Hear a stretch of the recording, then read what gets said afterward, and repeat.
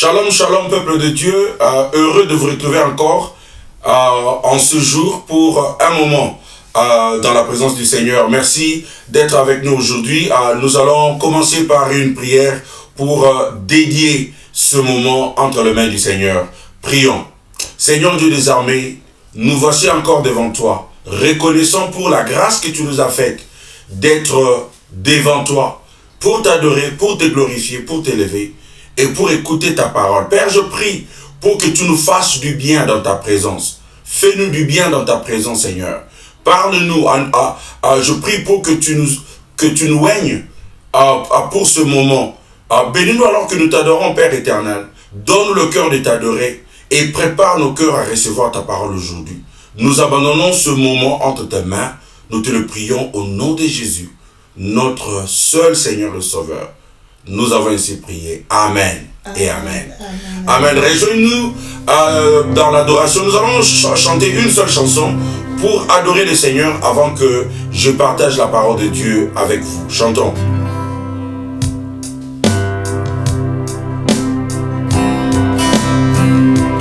Quand je contemple sa sainteté et quand je contemple ta beauté et quand toutes les choses pâlissent à ta lumière,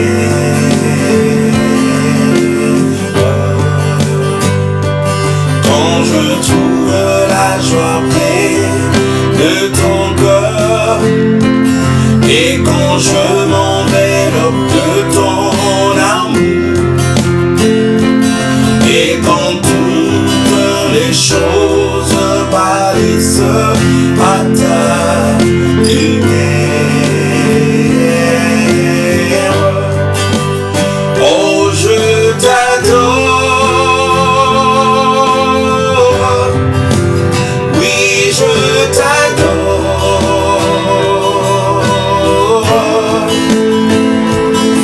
Si je dis Seigneur, c'est pour t'adorer.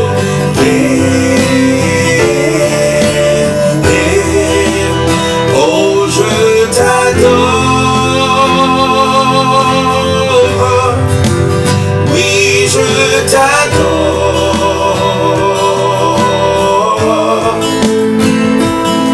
Si je dis Seigneur, c'est pour t'adorer. Quand je contemple ta sainteté, nous chantons encore. Quand je contemple ta sainteté et quand je contemple ta beauté et quand toutes les choses pâlissent à ta lumière,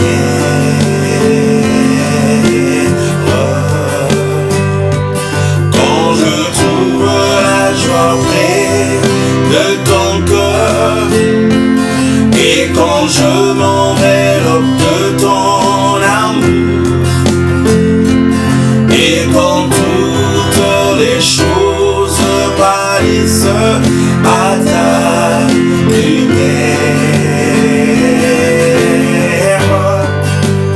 Oh, je t'adore, oui, je t'adore.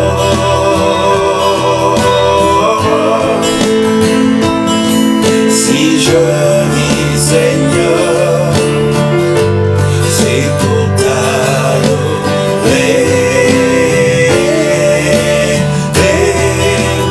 Oh, je t'adore, oui, je t'adore.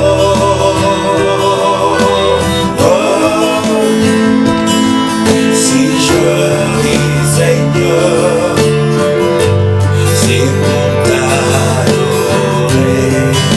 Adorons le Seigneur pour un moment.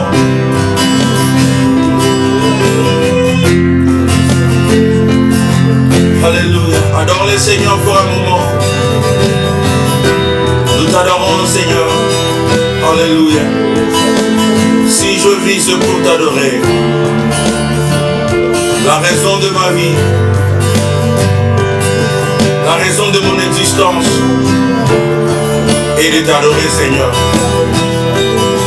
Oh, nous t'adorons, nous t'élèvons, Jésus, en ce moment précis. Nous t'élèvons, nous élevons ton trône, nous élevons ton nom, Jésus, le nom qui est au-dessus de tout nom. Devant toi, tout genou fléchira. Alléluia. Oh, je t'adore. Devant toi, tout genou fléchira et toute langue confessera que tu es Seigneur. Tu es la raison de notre vie, Seigneur. Béni soit ton nom. Alléluia. Que ton nom soit glorifié, que ton nom soit élevé. Merci pour tout ce que tu as fait pour nous. Merci pour tout ce que tu fais, Seigneur. Et pour ta bienveillance, ta fidélité, ton amour infini. Ton amour infini. Nous sommes là, Seigneur, par ta grâce. Voilà pourquoi nous t'élèvons. Pour tout ce que tu nous as donné, nous venons t'adorer. Pour tout ce que tu as fait, nous venons t'élever. Oh, je t'adore, nous chantons encore. Oh, je t'adore. Oui, je t'adore. Ma raison de vie, ma raison de vie, c'est pour t'adorer, c'est pour t'adorer.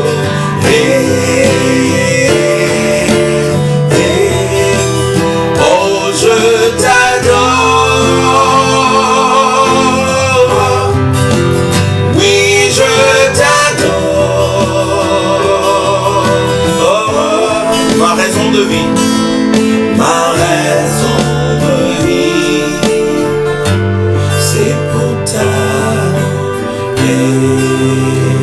Nous chantons une fois de plus, nous t'adorons.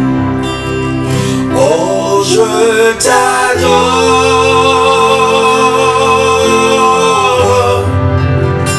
Oui, je t'adore. Ma raison de vie. Ma raison de vie, Jésus, c'est de t'adorer.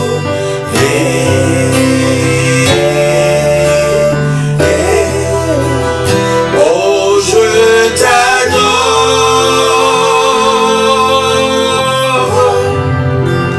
Oui, je t'adore.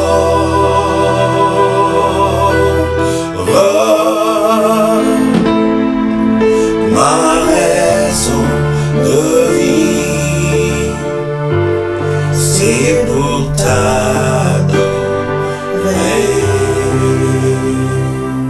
Nous sommes là, Seigneur, pour t'adorer. Nous existons pour t'adorer. Te servir, c'est t'adorer.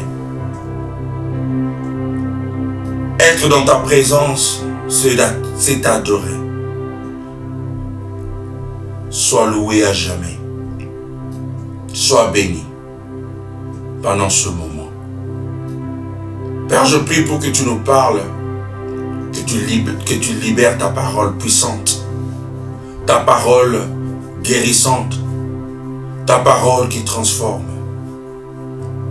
Nous transforme aujourd'hui. Donne-nous le cœur de la recevoir.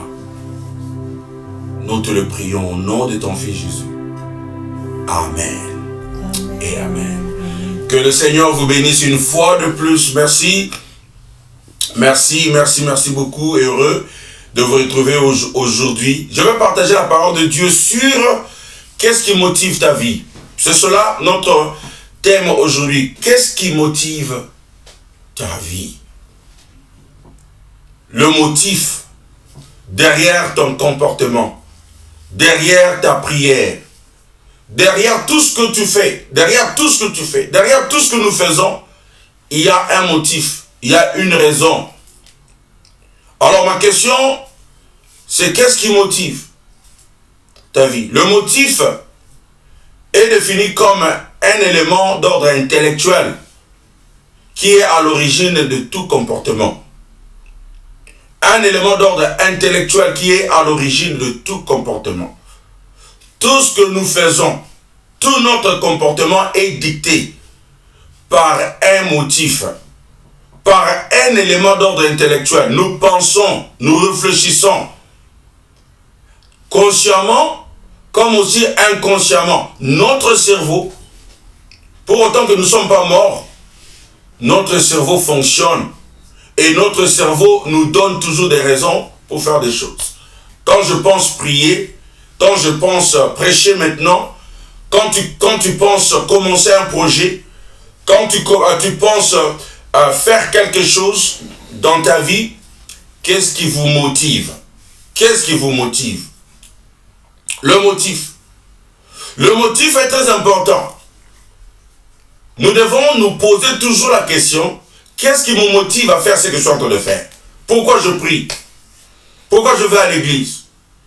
Pourquoi je me fâche? Pourquoi j'aime cette personne? Pourquoi j'aime pas ça? Nous devons toujours nous poser la question du motif. C'est très important. Pourquoi c'est important? Parce que lorsque vous regardez dans la Bible, dans le livre de Jacques chapitre 4 verset 3, la Bible nous dit que quand vous demandez, vous ne recevez pas, car vous demandez avec des mauvais motifs. La Bible nous dit que lorsque nous demandons, nous ne recevons pas, parce que nous demandons avec des mauvais motifs. La question de qu'est-ce qui motive ta vie est tellement importante. Parce que alors nous allons trouver la réponse à pourquoi est-ce que certaines de nos prières ne sont pas exaucées. Pourquoi certaines de nos prières ne sont pas exaucées.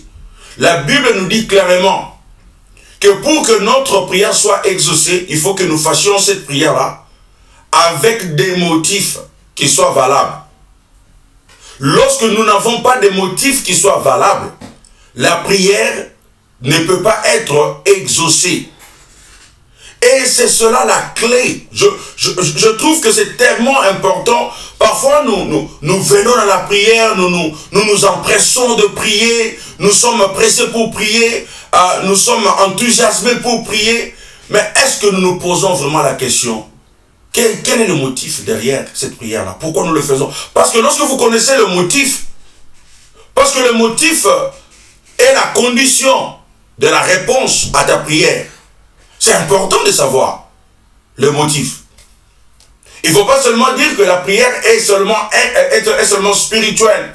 La prière est spirituelle, la prière est aussi intellectuelle. Parce que si la Bible nous parle du mauvais motif comme raison pour que nos prières ne soient pas exaucées, cela veut dire que lorsque nous prions, il y a un élément intellectuel. Parce que nous devons réfléchir. Nous devons nous poser la question, quel est le motif? Et même l'apôtre Paul confirme ça dans le livre de 1 Corinthiens, chapitre 14, verset 15. 1 Corinthiens, chapitre 14, verset 15. L'apôtre Paul confirme ce que je suis en train de dire. Et il écrit ceci. Je prierai avec mon esprit, mais je prierai aussi avec mon intelligence. Je chanterai les louanges de Dieu avec mon esprit, mais je chanterai aussi avec mon intelligence. L'apôtre Paul dit, lorsque je vais prier, je prierai avec l'esprit, mais je prierai aussi avec l'intelligence. Lorsque nous venons à Dieu, dans tout ce que nous sommes en train de faire, il n'y a pas que le spirituel. Nous devons aussi réfléchir. Nous devons aussi penser. Nous devons utiliser notre cerveau pour savoir pourquoi est-ce que nous sommes en train nous sommes en train de prier. Nous devons nous poser toujours la question, quel est le motif de ce que je suis en train de faire? Quel est le motif de mon comportement? Quel est le motif de ma prière? Quel est le motif? Quel est l'élément d'ordre intellectuel qui est derrière votre action? Lorsque vous commencez des affaires, quel est le motif? Vous le commencez pourquoi? Quel est le motif? Lorsque vous entrez dans une relation, lorsque vous allez vous choisissez une église, quel est le motif? C'est important. Il ne faut pas seulement aller dire, voilà, je sens. Non, il faut réfléchir. C'est ça ce que l'apôtre Paul est en train de dire. Je prierai avec mon esprit, mais je prierai aussi avec mon intelligence. Je louerai avec mon esprit, mais je louerai aussi avec mon intelligence. Dieu en vous sauvant et Dieu en vous donnant son esprit, Dieu ne vous a pas enlevé le cerveau. Parce que c'est Dieu qui nous a donné le cerveau pour réfléchir. Et aujourd'hui, nous sommes en train de réfléchir sur les motifs de nos comportements. Parce que dans la vie de tout un chacun, il y a un motif dans tout ce que nous faisons. Où la vie de tout un chacun est motivée par quelque chose. Quelle est la force motrice de votre vie? Quelle est la force motrice de votre vie? Je vais vous donner 5 éléments. Je vais vous donner 5 éléments le plus courant qui motivent souvent la vie des gens.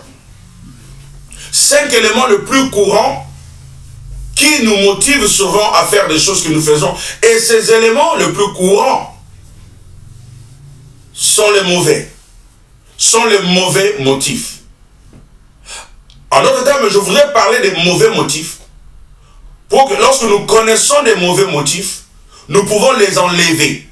Nous pouvons les combattre pour que notre prière soit exaucée. Pour que nos prières soient puissantes et soient exauçables. Pour que tout ce que nous sommes en train de faire dans notre vie ait un motif qui soit valable, qui permettra votre réussite et votre succès dans ce que vous êtes en train de faire. Les 5 motifs que je vais vous donner sont les motifs qui nous empêchent souvent d'expérimenter la puissance de Dieu dans ce que nous faisons. Même lorsque nous prions, si nous ne sommes pas débarrassés de ces 5 motifs, ça sera difficile pour nous d'expérimenter une vie d'abondance. Alors je commence avec le premier élément, le plus courant, ou le premier motif le plus courant qui motive les gens. Le premier, c'est que beaucoup de gens sont motivés par la jalousie et par la culpabilité. La jalousie et la culpabilité. La jalousie, c'est le sentiment d'envie. Envier quelqu'un, envier le succès de quelqu'un, envier le bien de quelqu'un, envier la position de quelqu'un.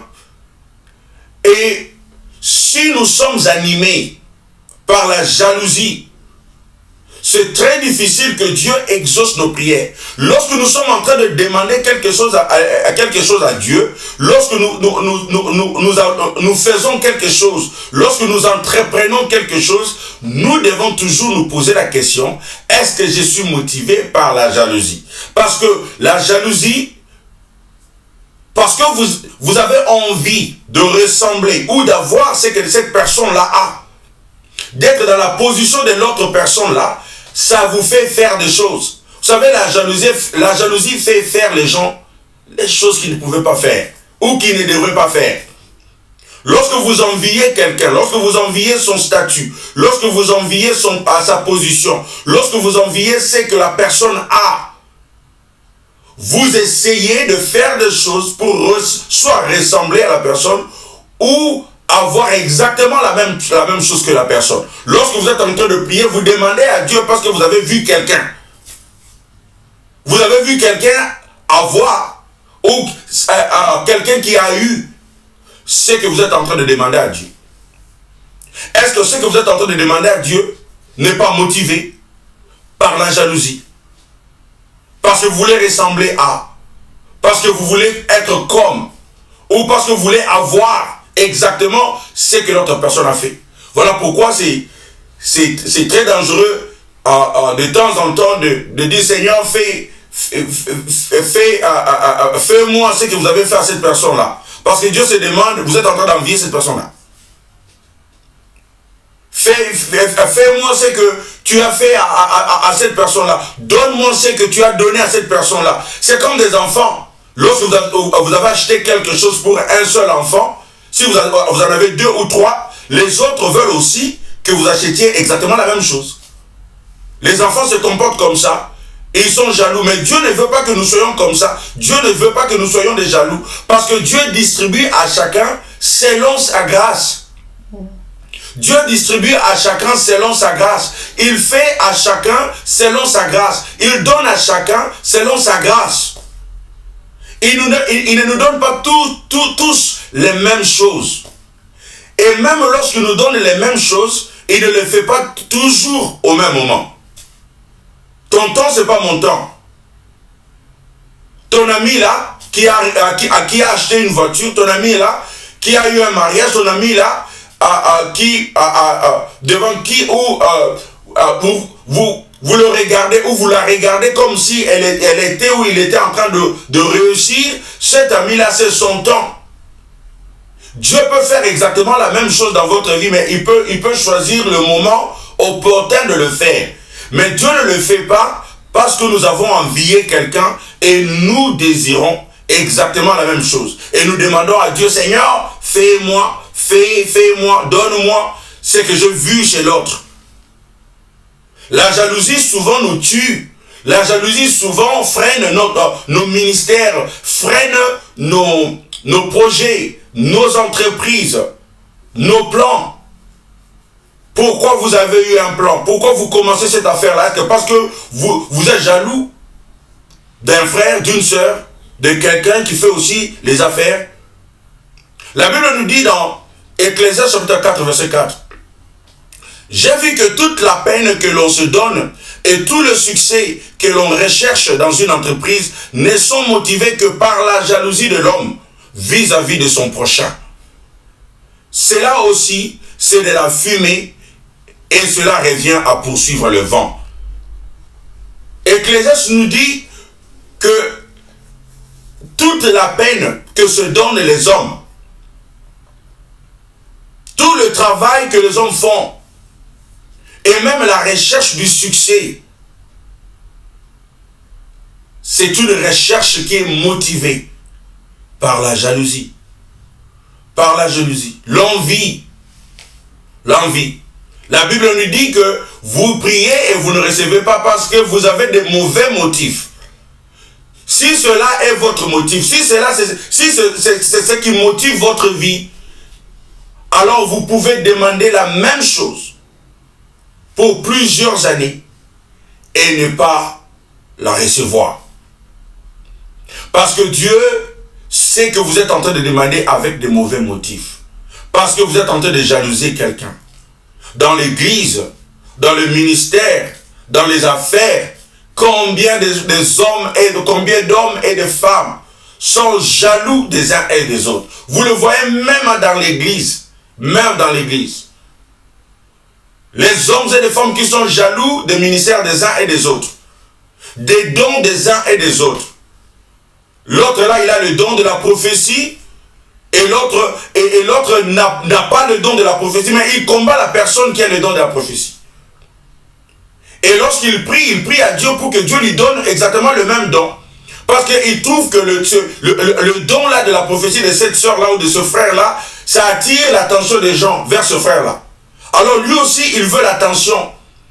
Lorsque nous réalisons que quelqu'un a un talent, a un don, qui fait en sorte que les yeux du monde tournent vers cette personne-là, nous commençons à le jalouser et nous commençons à le combattre. Et nous allons même dans nos prières pour demander à Dieu exactement la même chose. Dieu ne va pas le faire. La jalousie. La jalousie ne peut pas être un motif. Alors nous devons regarder notre cœur. Lorsque tu pries, lorsque vous demandez à Dieu, est-ce que vous pouvez être honnête avec Dieu? Parce que Dieu voit votre cœur. Rien n'est caché devant Dieu. Tu ne peux pas mentir à Dieu. Tu ne peux pas dire à Dieu, ah, je te demande ceci, mais ce n'est pas de la jalousie. Lorsque Dieu sait et il peut le voir. David a dit, Seigneur, sonde-moi. Sonde mon cœur. Sonde mon cœur. David, voilà pourquoi Dieu aimait David. Parce que David a fait des prières honnêtes. Il a demandé à Dieu de vérifier dans son cœur et de voir s'il y a quelque chose de mauvais. Et je trouve que, en tant que chrétien, il est important que lorsque nous demandons à Dieu, on se pose toujours la question, Seigneur, sonde-moi, regarde au-dedans de moi. Est-ce que je suis en train de te demander ça parce que je suis jaloux? Parce qu'il est facile de se dire, moi je ne suis pas jaloux. Moi je ne suis pas jaloux. La jalousie se manifeste dans plusieurs formes. La jalousie se manifeste dans plusieurs formes. Il y a même cette jalousie-là inconsciente. Cette jalousie que moi j'appelle une jalousie passive. Parce qu'avec la jalousie active, vous savez que vous êtes jaloux. Et vous combattez activement la personne. Ou vous désirez ouvertement ce que la personne a. Vous l'admettez même.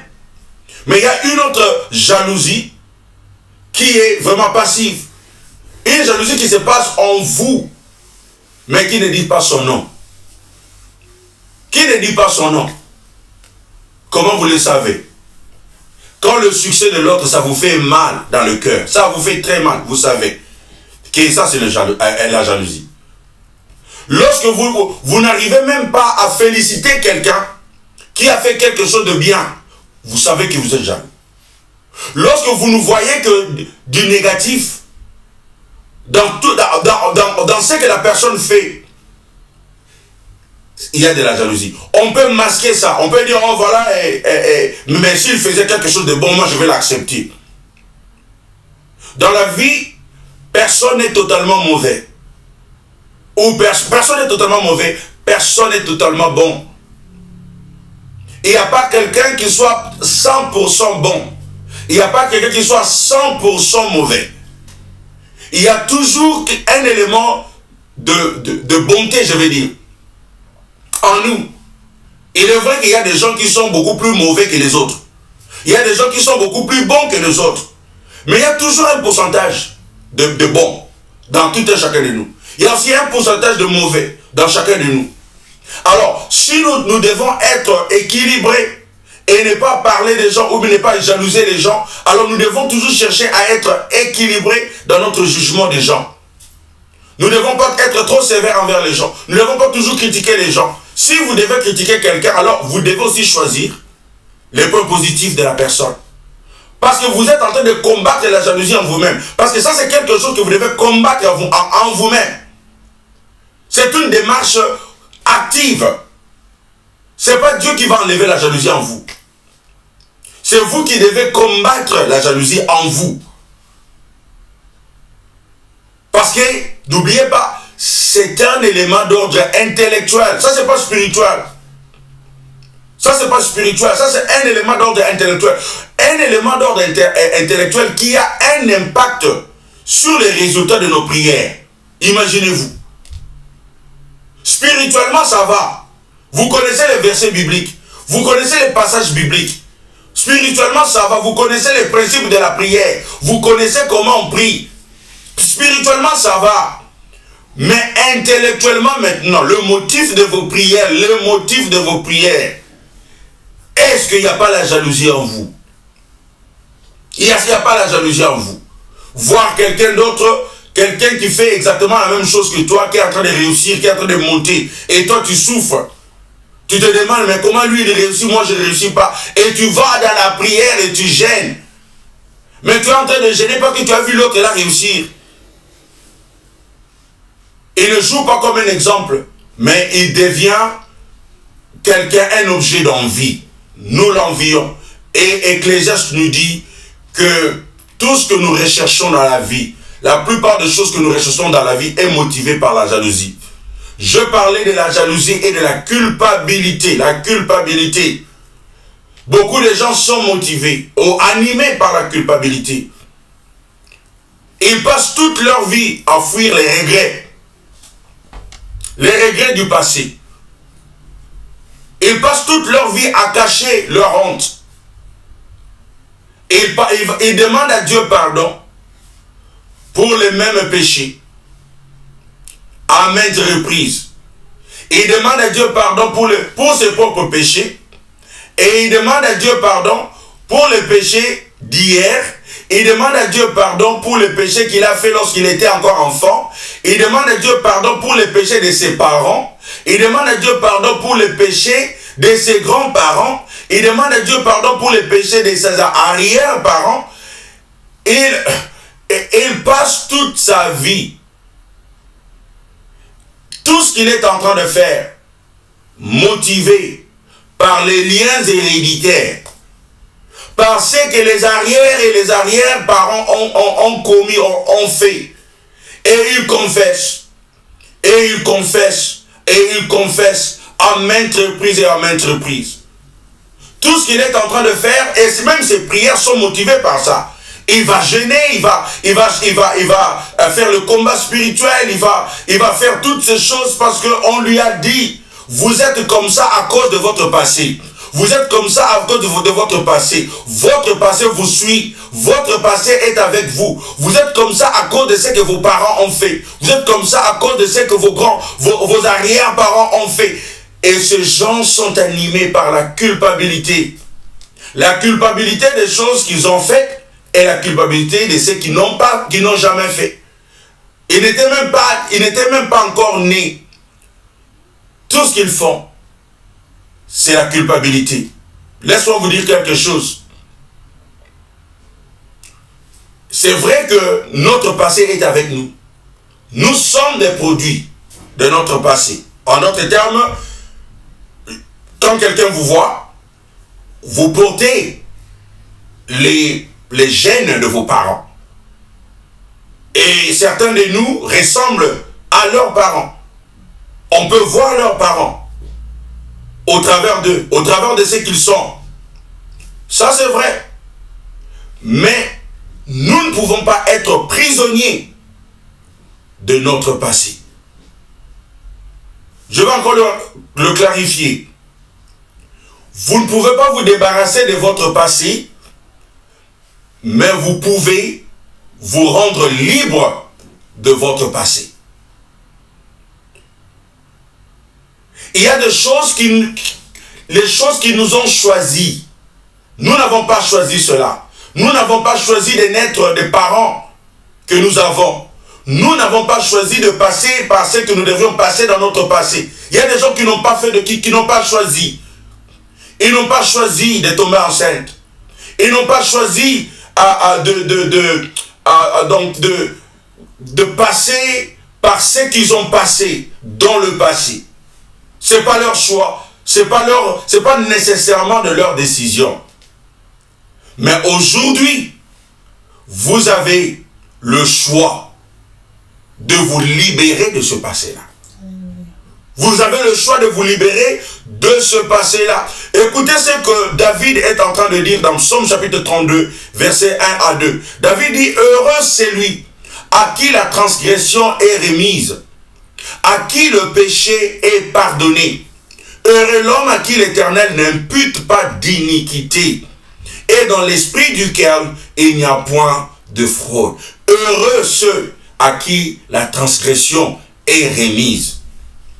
Pourquoi est-ce que quelqu'un va rester coupable ou se sentir coupable des péchés du passé, de la vie du passé, de ce qu'on a fait dans le passé, de ce que les parents ont fait dans le passé, de ce que les arrière-parents ont fait dans le passé? Pourquoi est-ce que vous resteriez coupable de ce que les autres ont fait? La Bible dit, heureux l'homme à qui la transgression est remise. Lorsque vous avez accepté Jésus, lorsque vous êtes venu à Jésus, lorsque vous avez donné votre vie à Jésus, lorsque vous êtes entré en Jésus, la Bible nous dit, il a pardonné nos péchés présents, nos péchés du passé et nos péchés de l'avenir, nos péchés futurs.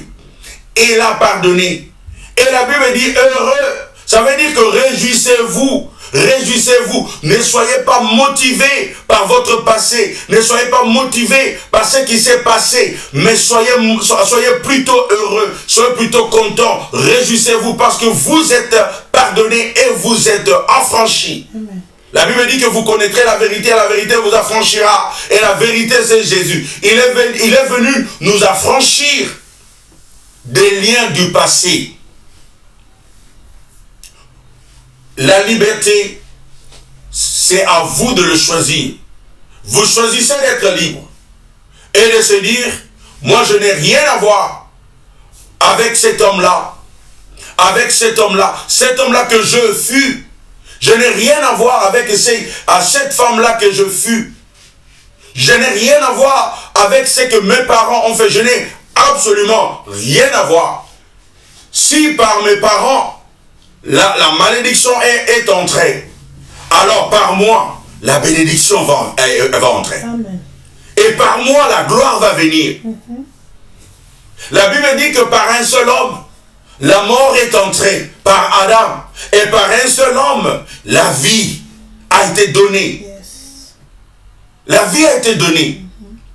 Si vos parents, si vos ancêtres, ils ont vécu une vie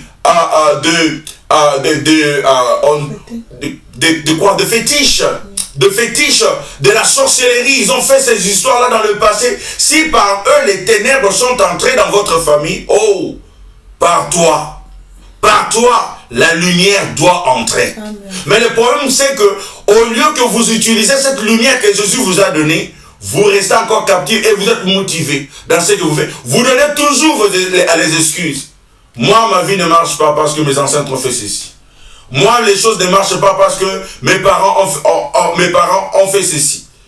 Dans ma famille, vraiment, il y a beaucoup de la sorcellerie. Dans ma famille, il y a beaucoup de fétiches. Mes parents étaient vraiment impliqués dans ces choses-là. Et ils étaient impliqués. Mais toi, tu es impliqué à quoi? Si tu es impliqué dans l'évangile, si tu es impliqué dans la parole de Dieu est la lumière. Et par la parole de Dieu que vous avez reçue, laisse que la lumière entre dans votre famille. Laisse que la lumière entre dans votre vie. Laisse que la lumière entre dans tous vos projets. Et vous n'allez plus vivre, donc vous n'allez pas vivre motivé par la culpabilité. Deuxième élément qui souvent nous motive et anime notre comportement, c'est le ressentiment et la colère. Le ressentiment souvent ça vient de blessures. Des blessures du passé. Les blessures que nous avons reçues, même dans le présent. Vous savez, les gens qui sont blessés, ils tendent à blesser les autres. Si vous ne faites pas attention, parce qu'il doit y avoir de la guérison. S'il n'y a pas eu guérison, si vous ressentissez encore les gens, si vous ressentissez quelqu'un à cause de ce que cette personne-là vous a dit, à cause de ce que cette personne-là vous a fait, si vous ressentissez la personne, si cette personne-là vous a blessé, faites attention. Maintenant, toutes nos actions, tout notre comportement est motivé par ce ressentiment. C'est soit la revanche. Nous voulons la revanche. Nous voulons que la personne souffre. Que la personne souffre. Quand vous regardez vos prières, quand vous priez, est-ce que vos prières sont motivées par le ressentiment? Des gens qui vous ont blessé. Des organisations qui vous ont blessé. Des églises qui vous ont blessé. Des gens qui vous ont abandonné. Et qui vous ont laissé avec un goût amer. Et vous souhaitez leur mort. Vous souhaitez leur malédiction. Vous souhaitez vraiment que le Seigneur fasse quelque chose de mauvais. Et on est motivé par ce qu'ils nous ont fait. Si vous avez du ressentiment, si vous avez des blessures de ce que les gens vous ont fait, les découragements ou les abandons, les déceptions, vous devez faire attention lorsque vous priez.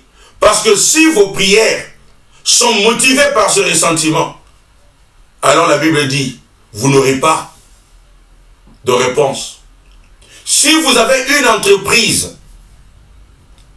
vous êtes en train d'entreprendre quelque chose, vous êtes en train de faire quelque chose et vous demandez la main de Dieu, sur ce que vous êtes en train de faire, posez-vous la question, est-ce que ce que je suis en train de faire ici n'est pas motivé par les blessures? Je veux que les autres là voient. Ils m'ont tellement blessé. Et je veux que le Seigneur le punisse. Ou je veux le prouver que je peux faire mieux.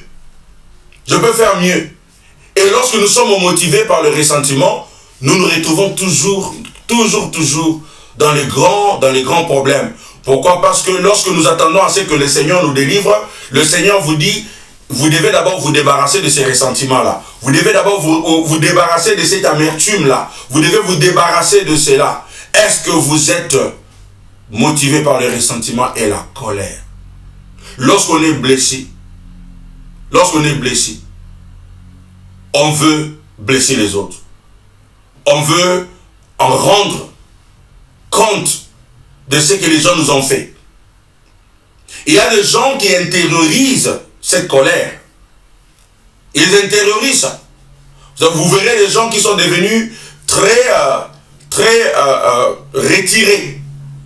Très retirés. Avant, il parlait, il causait, il était gentil, il parlait avec tout le monde, mais maintenant il est très retiré, il ne parle plus, parce qu'il a intériorisé la colère, et son comportement est motivé, animé par ce ressentiment qu'il a intériorisé. Mais il y a des gens qui explosent, qui n'intériorisent pas cela. Et à cause de ce qui s'est passé dans le passé, des blessures, il explose, et il explose facilement. Et les gens qui n'ont pas fait attention à cela, ils ont des relations compliquées, très compliquées avec les gens. Parce qu'ils se fâchent souvent et les gens ne comprennent pas pourquoi ils se fâchent. Et c'est difficile qu'ils restent avec les gens. C'est difficile qu'ils restent avec un mari. C'est difficile qu'ils restent avec une femme. Parce qu'il y a des colères de temps en temps, des colères que personne ne peut expliquer. Des colères sans motif. En fait, les gens disent que ce sont des colères sans motif, mais c'est une colère qui a un motif intériorisé. Quelqu'un qui a été blessé dans sa vie, qui a été trompé dans sa vie, et pas qu'il a été trompé, il devient très rigoureux, il devient très violent. Et il y a même ceux-là qui justifient cela, qui disent que mais ce sont les hommes qui m'ont changé, quoi. Mais ce sont les femmes qui m'ont changé. On dit que les hommes nous ont changé, les femmes nous ont changé. Non, les hommes et les femmes ne nous changent pas. C'est nous qui nous changeons nous-mêmes. Pourquoi? Parce qu'il y a un adage qui dit que vous ne pouvez pas arrêter les oiseaux de voler sur votre tête, mais vous pouvez stopper ou arrêter les oiseaux de construire leur nid sur votre tête. Ça veut dire que vous ne pouvez pas empêcher les gens de vous blesser. Vous ne pouvez pas empêcher les gens à vous faire du mal, à vous abandonner, à vous décevoir. Vous ne pouvez pas empêcher cela. Ce n'est pas dans votre pouvoir. Vous n'avez aucun pouvoir de le faire. Même si vous vouliez le faire, ce n'est pas possible de le faire. Mais vous avez le pouvoir d'empêcher à ce que ces hommes sont en train de faire contre vous n'ait aucun impact sur votre vie. N'ait aucun impact sur votre vie. Vous pouvez toujours rester la même personne, gentil, calme, confiant, même si les gens vous ont blessé. C'est votre choix. C'est votre choix. Job a dit ceci. Job chapitre 5, verset 2.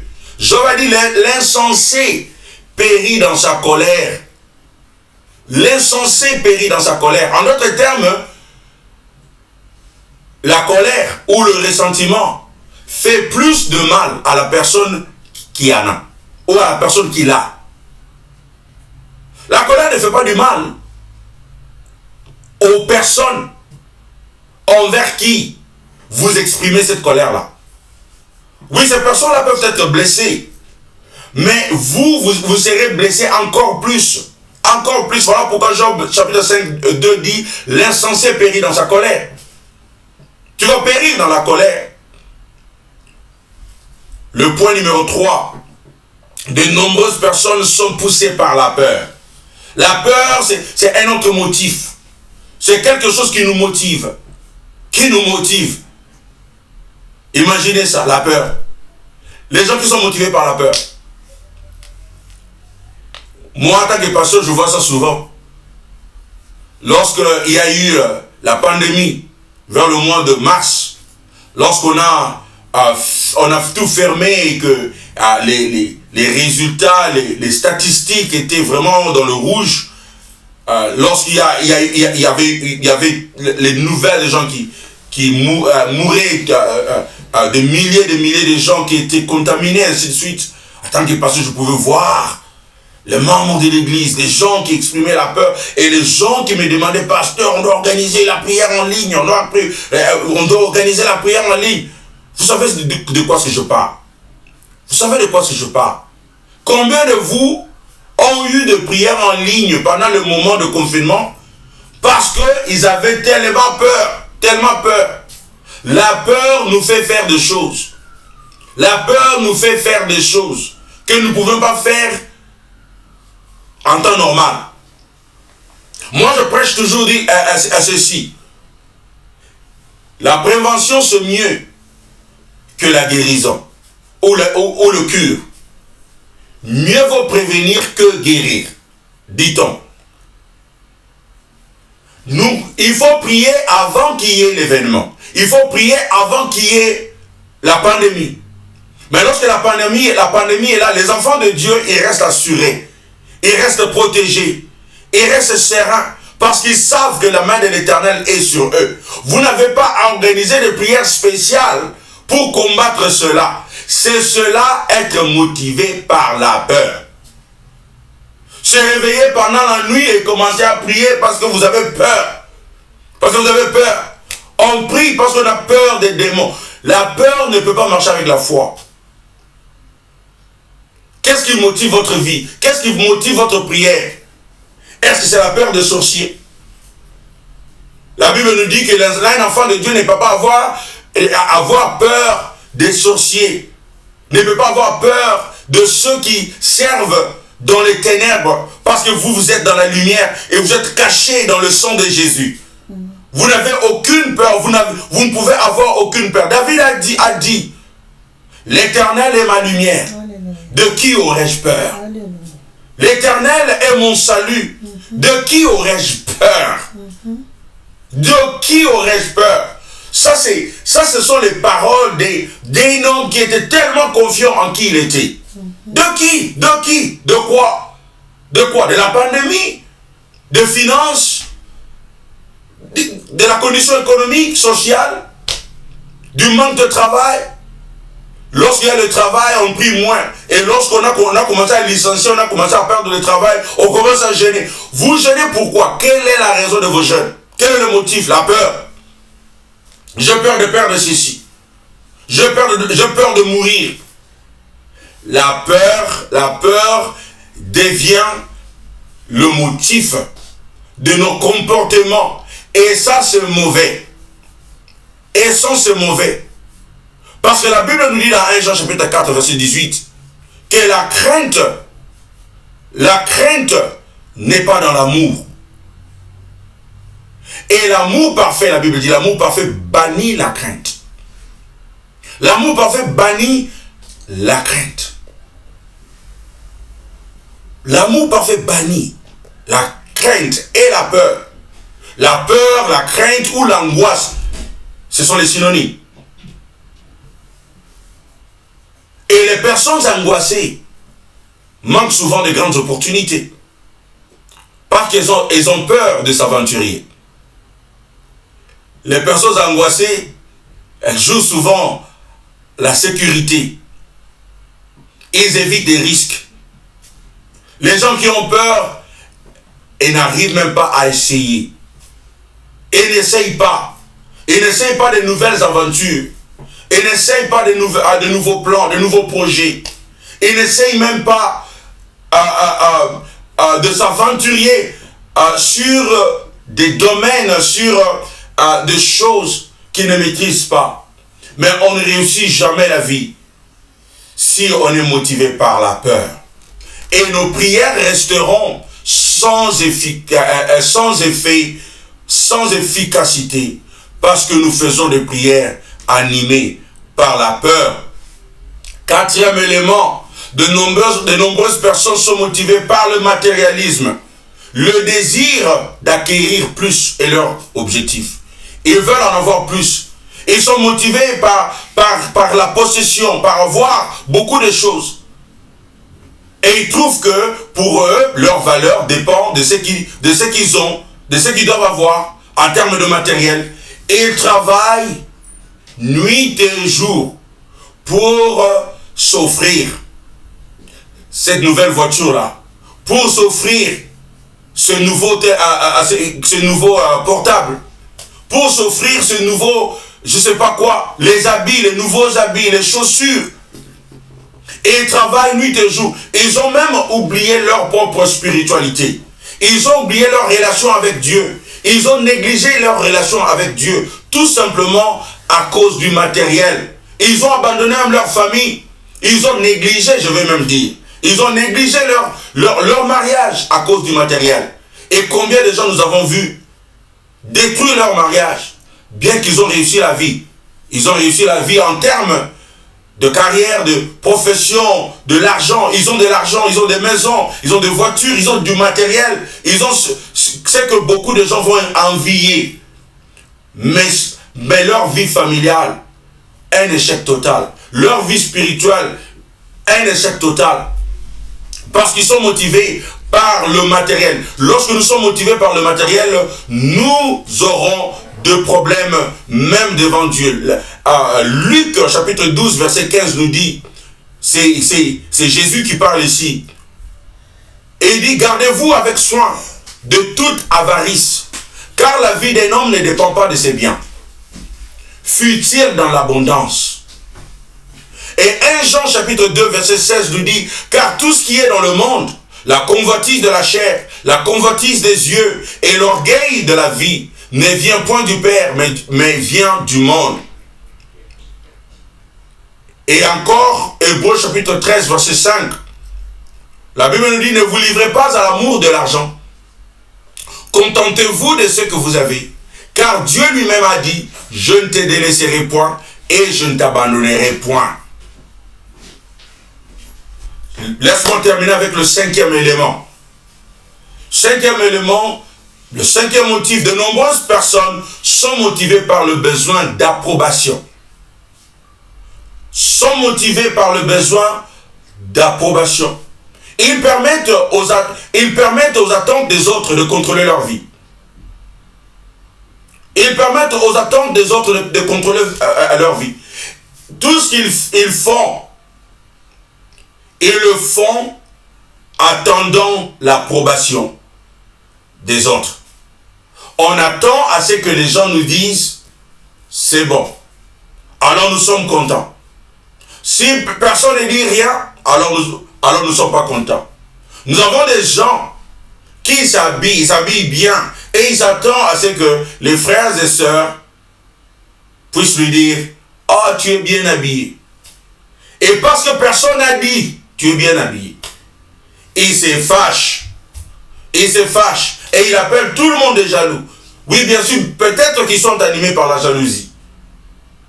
Mais nous aussi, nous avons un problème. Parce que pourquoi si nous attendons à ce que les gens nous disent toujours, tu es bien habillé. Et ils s'habillent attendant l'approbation des autres. Et ils s'habillent attendant que les gens puissent trouver qu'il s'est bien habillé. Lorsqu'ils font quelque chose, tout ce qu'ils font dans la vie, ils attendent l'approbation des gens. Et aujourd'hui, nous avons un grand problème avec les médias sociaux ou avec les réseaux sociaux. Les réseaux sociaux ont amplifié cette réalité. Des gens qui mettent des choses sur les réseaux sociaux, sur le YouTube, sur le Facebook, et ils attendent la réaction des autres. Il est là, dès qu'il a posté ça, il regarde. Tout ce qu'il fait, il regarde. Il attend qui est en train de liker. On attend les liker. Lorsque, après 30 minutes, 2 heures, on se rend compte que personne n'a liké, on se fâche, on devient malheureux. Il y a des gens qui deviennent malheureux tout simplement parce que personne n'a liké sa poste ou son commentaire, ou bien en fait ce qu'il a posté sur les réseaux sociaux. Mes frères et sœurs, je vous dis que ça devient très très sérieux. Et je demande à Dieu de nous délivrer. Je demande au Seigneur au nom de Jésus de nous délivrer de cet esprit qui entre de plus en plus même dans l'église. Où les gens attendent, ils mettent quelque chose et ils attendent. Dès que personne n'a réagi, il devient en colère. Et cette colère-là devient même une réalité. Il vient à l'église, il ne parle à personne. Pourquoi il ne parle à personne? Il ne parle à personne parce que personne n'a réagi à ce qu'il avait mis sur Facebook. Il se fâche et ça devient sérieux. Maintenant, si vous lui demandez, mais pourquoi tu te fâches comme ça? Moi, j'aime pas. Moi, j'aime pas. Moi, vraiment, moi, je vais me garder à moi-même. Moi, je vais me garder à moi-même. Pourquoi vous vous gardez à vous-même? Tout simplement parce que nous cherchons l'approbation des autres. J'écris quelque chose, j'attends que quelqu'un dise oui. Le problème, c'est que quand les gens ne sont pas d'accord avec ce que vous avez posté, les gens ne vont pas nécessairement disliker. Parce que like, c'est j'ai aimé. Mais disliker, c'est je n'ai pas aimé.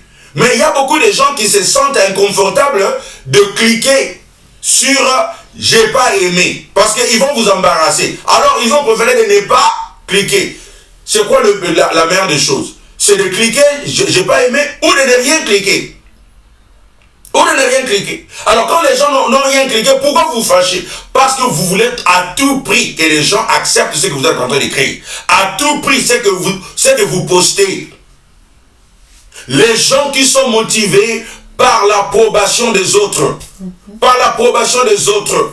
Vous devez vivre votre vie indépendamment de ce que les autres pensent.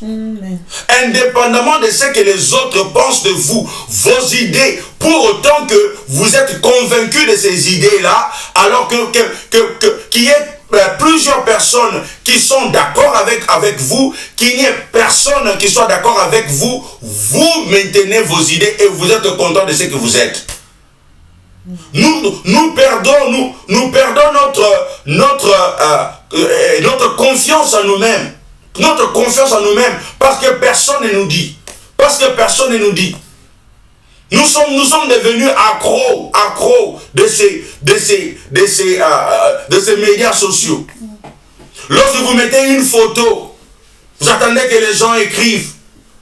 Oh, vous êtes belle. Ah oui, c'est beau, c'est cool, ainsi de suite. Quand personne. Et même il y a des gens, malgré qu'il a eu 12 likes, ou 20 personnes qui ont liké, qui ont aimé, il va cliquer pour voir quelles sont ces personnes-là. Lui, il cherche seulement qui n'est pas dans la liste, qui n'est pas sur la liste. C'est ça qu'il cherche. Il ne cherche pas ceux qui sont sur la liste. Il cherche qui ne sont pas sur la liste, qui n'a pas liké. Et il regarde, tel n'a pas. Ah, mais comment ça?